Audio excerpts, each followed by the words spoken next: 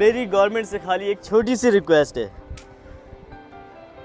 जो ये जगह इलीगल है, जिस जगह पे घर नहीं बन सकते उस जगह पे घर नहीं बनाने चाहिए, क्योंकि लोग पैसा खिला के उस इलीगल जगहों पे घर बना के लोगों को बेच के उन बेचारों को फंसाते हैं, उन गरीबों का हक मारते हैं। वो तो पैसे लेके साइड पे हो जाते हैं।